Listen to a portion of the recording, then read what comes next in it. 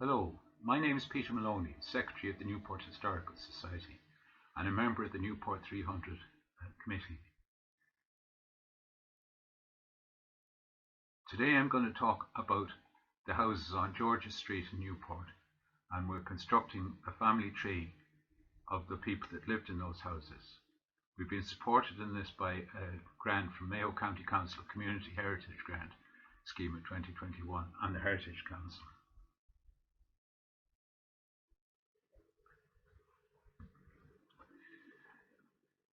All the detail in this slideshow will be available on the website newportmayo300.com/genealogy.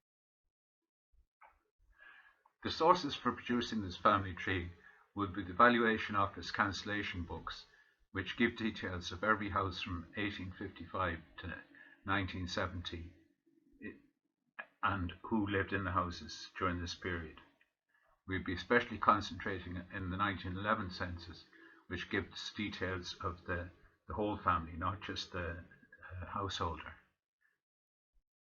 irishgenealogy.ie gives lists of people that were married, that were born and died in the various houses. And two pay sites that we subscribe to, ancestry.co.uk and findmypast.ie, will help to provide more information for the family trees. Two free sites, wikitree.com and familysearch.org, also have given us information on houses that we've looked at. And google.com will give information on if you find a person that you're particularly interested in. Sometimes you can find some very interesting stuff. So the family tree for George's Street is at newportmayo300.com genealogy, and then you can click on the link to find George's Street. The project will be completed by Friday the 29th of October 2021, and more details are going to be in the book published by Newport 300 Committee, Newport 300, the first 200 years, 1720 to 1920, which should be available just before Christmas.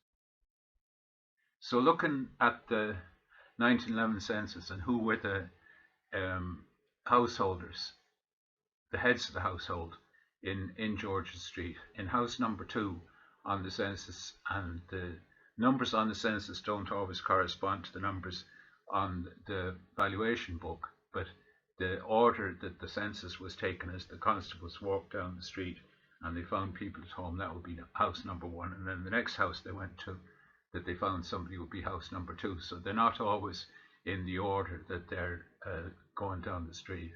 So in house number 2, John McNay was living in his house. He was 62 and he was a shopkeeper. House number 3, Bridget McNulty. She was born in County Tipperary. She was 25 and she was a national school teacher. Daniel Grady, age 55, a publican and grocer, and he was also a boot and shoe maker. Mary Lunn, age 26, was a shopkeeper. Hugh Kelly, age 33, was a draper. Anthony Conway, 68, a publican. Francis O'Dowd, 62, a shopkeeper. Francis Chambers, 62, another shopkeeper. Bridget Dovid, age 60, was a shopkeeper. This is probably a misspelling. She was probably David rather than Dovid. Catherine Brown, age 60, another shopkeeper. Michael Callahan, age 40, a publican. Bridget McNulty, age 38, a dressmaker. Catherine Barrett, age 75, no occupation given. Catherine Thomas McGrail, age 54, a housekeeper. Bridget Conway, age 69, no occupation. James Kettrick, age 40, a baker. Bridget Cawley, age 26, a dressmaker. And Owen Berry, age 66, a carter. Here's a map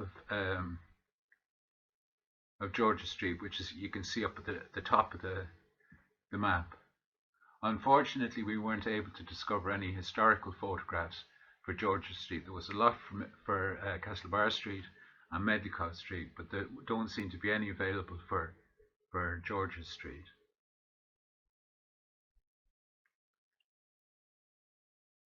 There was one house that we couldn't figure out which house it was that was on the census. Residents of house number 4, and in this house lived Daniel Grady, aged 55, a publican and grocer and boot and shoemaker, and his wife Bridget, aged 35. They'd been married for 12 years and had 4 children. All of them were still alive. Their daughters Mary, aged 11, Helen, aged 9, and Bridget, aged 6, and their son James, aged 3. Also living with him was his brother Thomas Grady, aged 62, and a single boot and shoemaker. I just might say at this stage that if you find something that you're particularly interested in and you want to pause to look at the slide more, click on the pause button at the bottom left-hand corner of the video. Another house that doesn't show up in the valuation books is Mary Lunn's house. Mary Lunn was aged 26, a single shopkeeper, and her sisters Katie Lunn, aged 19, a single dressmaker, and Sarah Lunn, aged 14, a cashier. Also visiting them was Annie Clark, aged 25, a single dress. Hugh Kelly, aged 33, a draper, and his wife Annie, aged 38. They'd been married for 8 years and had 6 children. 4 of them were still alive. They were Mary Margaret, aged 6, Annie P., aged 5, Bridget Josephine, aged 3, and Kitty Teresi. Okay. Here's from the valuation office cancellation books is house number 1. And you can see on the map there, just where it says street on the map, 1, 2, 3, 4, 5, 6, etc. going there. And then it comes back again on the other side of the street, back up to the top of the street.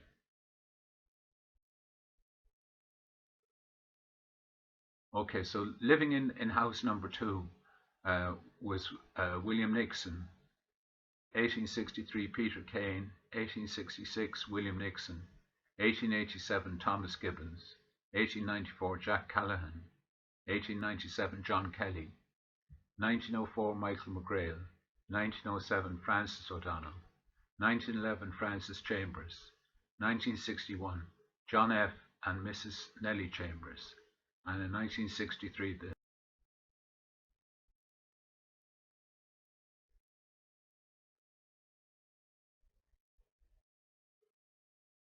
house number 2. The valuation cancellation books show Thomas McManaman living in the house in 1855, 1863 Patrick Joyce, 1884 John McNay. And here we see in the census John McNay, aged 62, a shopkeeper, and his wife Anne, aged 53. He had 6 children, 4 of whom were still alive. She had been married for 11 years and had 1 child who was still alive. So John was married previously to getting married to Anne. The daughters Mary, aged 19, Delia, aged 17, and Kate, aged. Here's house number 3. And from the valuation office cancellation books, 1855, John Sweeney lived in the house. 1863, John Kane. 1866, John Ginley. 1871, Edward Gilroy. 1872, Andrew Burke. 1876, Martin Morahan. 1878, Daniel Garvin. 1888, Anthony Conway. And 1952, Noel Conway. And in 1911, you can see from the census, Anthony Conway, aged 68, a publican, and his wife Anne, aged 57. They'd been married for 37 years and had 14 children, 8 of whom were still alive. Living with them were their sons Anthony, aged 25, a farmer, and John, aged 13, a scholar, and their daughters Alice, aged 19, Kathleen, aged 17, and Agnes, aged 15. House number 4.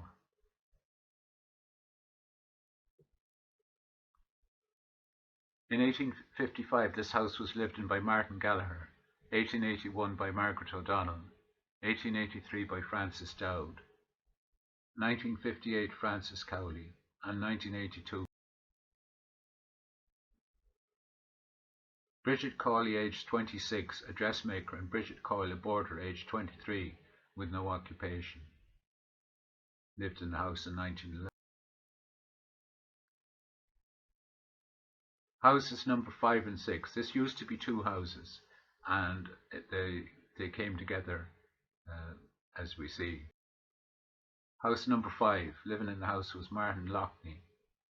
In 1871, Anthony Conway. 1875, Patrick Lucas. 1879, Francis Chambers. And house number 6, 1855, Daniel Kelly. And 1887, Francis Chambers. Francis Chambers, aged 62, a shopkeeper, and his wife Annie, aged 50.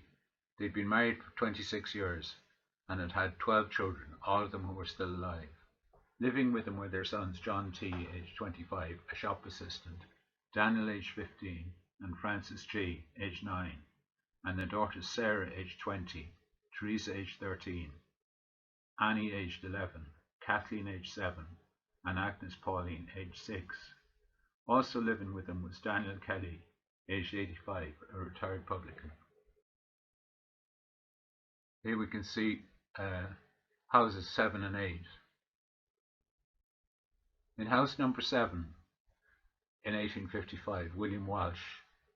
1860, Anthony Grimes. 1866, Bridget McFadden.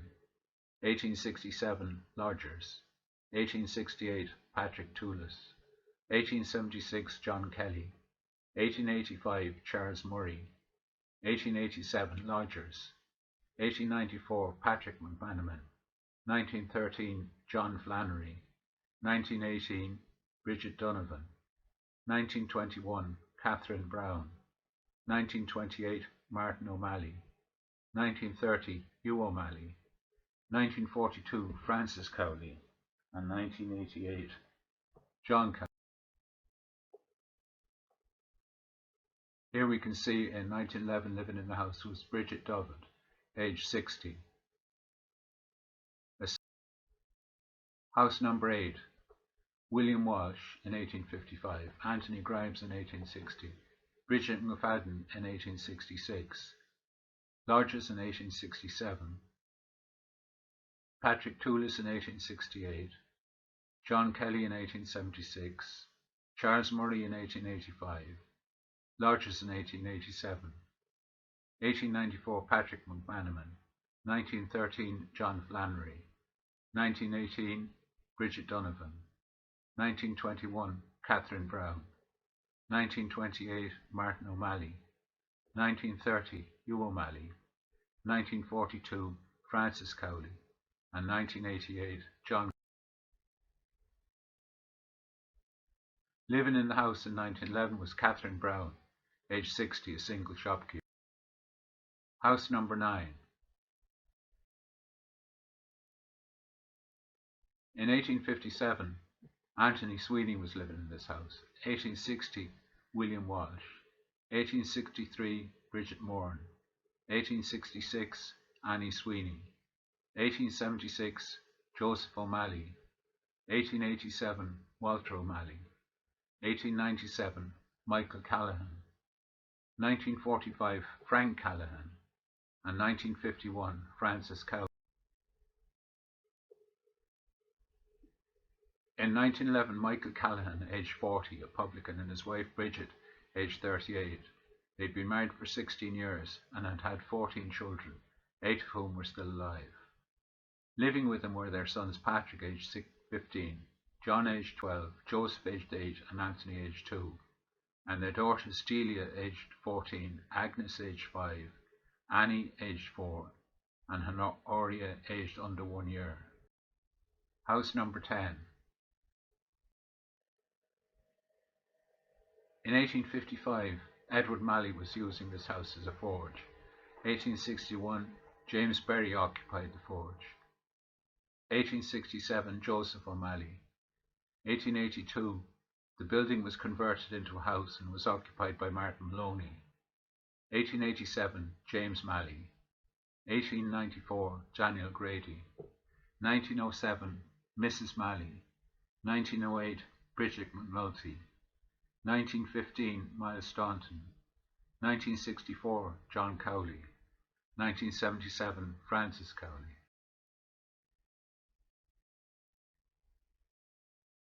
In 1911, Bridget McNulty, aged 25, a married national teacher, was living in the house, and also in the house was Ellie Flynn, aged 17, a cook and a domestic servant. House number 11. In 1855, Ellen Kilroy was living in this house. 1857, John Staunton. 1860, John Flynn. 1866, Anthony Grimes. 1880, Patrick Garvin. 1884, Lodgers. 1894, Bridget Hard. 1913, Miles Staunton. 1915, Bridget McNulty. And 1947, John McManaman. Bridget McNulty, aged 38, a single dressmaker, was living in the house in the 1911 census. House number 12. In 1855, John Loftus was living in this house. 1863, Lodgers. 1866, Patrick Kelly. 1880, Mary Gallagher. 1887, Lodgers. 1894, June Slevin.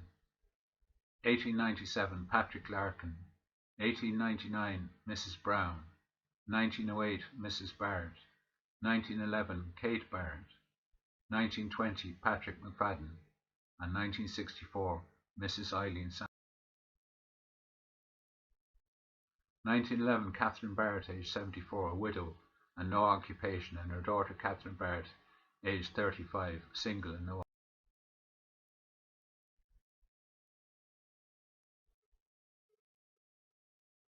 House number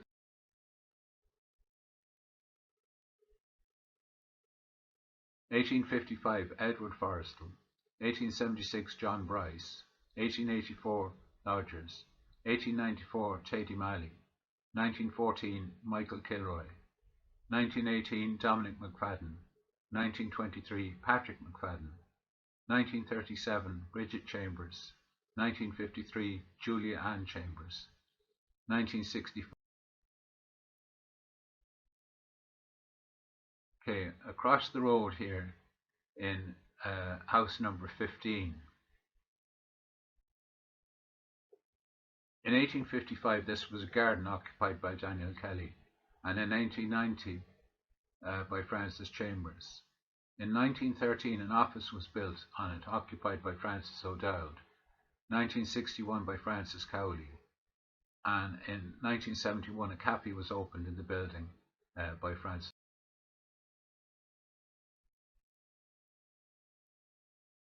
Francis O'Dowd, aged 62, a shopkeeper, and his wife Margaret, aged 57, lived in the house in 1911. They had been married for 29 years and had 5 children, 4 of whom were still alive. Living with them were their son Thomas P., aged 28, a postman, and their daughters Delia, aged 22, and Mary T., aged. There's 2 houses in this photograph, 17 and 18.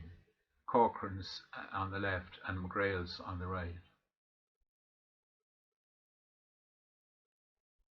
So here we see McGrail's had this house in 1911 and 1959. 1890 was a garden occupied by John Ball, and then in 1911 a house was built on it occupied by Michael McGrail. 1959, Jenny McGrail. 1964, Edward Walsh, and 1984 the house was bought by. So here's the McGrails in 1911. Catherine Thomas McGrail, aged 59, a widow and housekeeper. She'd been married for 34 years and had 10 children, 6 of whom were still alive. Living with her were her sons Michael, aged 32, single and a gardener, and Johnny, aged 28, a gentleman's servant, and her 2 daughters, Janie, aged 14, and Bridget, aged 20. Okay, so this house here is number 18. The one on the right is 17 and the one on the left.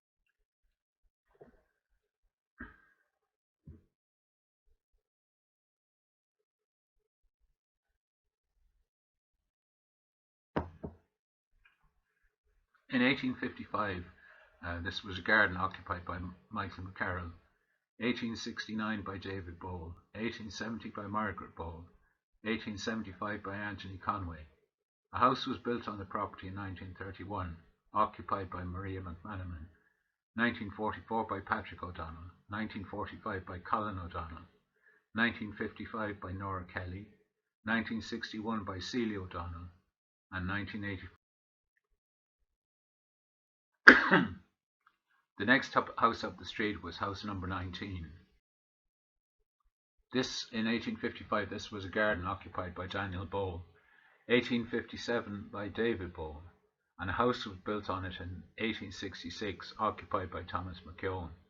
And then in 1880, Edward Joyce. 1890, Lodgers. 1894, Patrick Conway. 1913, James Kittrick. 1918, Michael Callahan. 1927, Patrick Callahan. 1945, Frank Callahan. 1953, Margaret Kittrick. And 1972, Martin. In 1911, Bridget Conway, 69, married with no occupation. She'd been married for 40 years and had 7 children, all of whom were still alive. Living with her was her granddaughter, Emily McManaman, aged.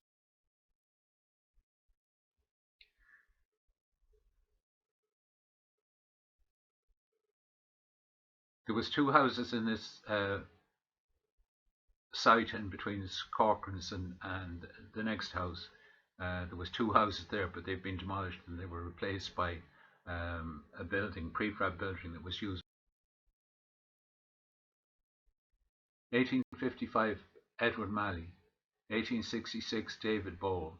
1870, Margaret Bowl. 1875, Patrick Devon. 1877, William Green. 1880, Patrick Conway. 1908, James Kittrick. And James Kittrick, aged 40, a baker, and his wife Catherine, aged 38, were living in the house in 1911. They'd been married for 12 years and had 4 children. All of them were still alive. Living with them were their daughters Mary, aged 11, and Catherine, aged 7, and sons Patrick, aged 9, and Michael.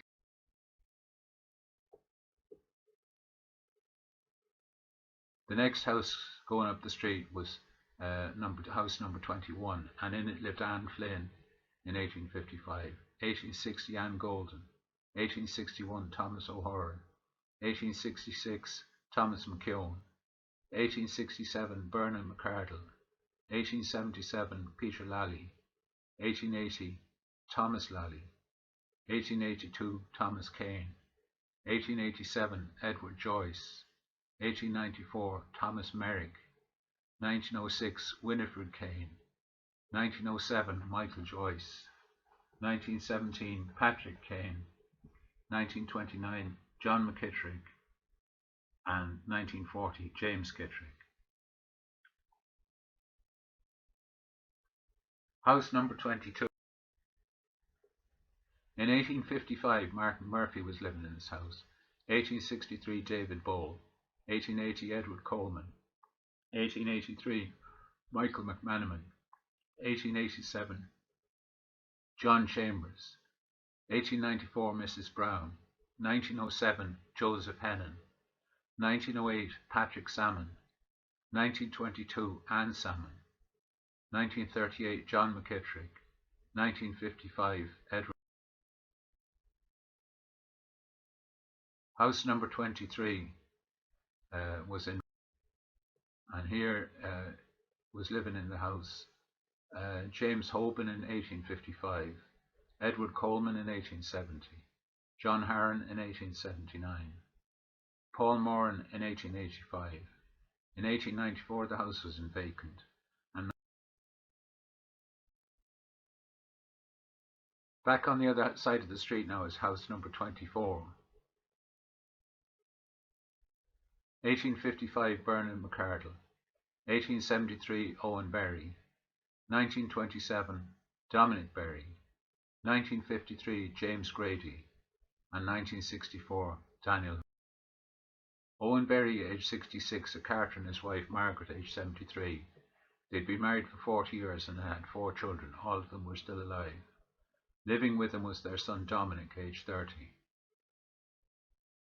The family tree for George's Street is at newportmayo300.com/genealogy, and you click on the link there for George's Street. and the project will be completed by Friday the 29th of October 2021. More details are in the book published by Newport 300 Committee. Newport 300, the first 200 years, 1720 to 1920. I hope you've enjoyed this presentation and you might consider buying the book and reading more about the people that lived in George's Street.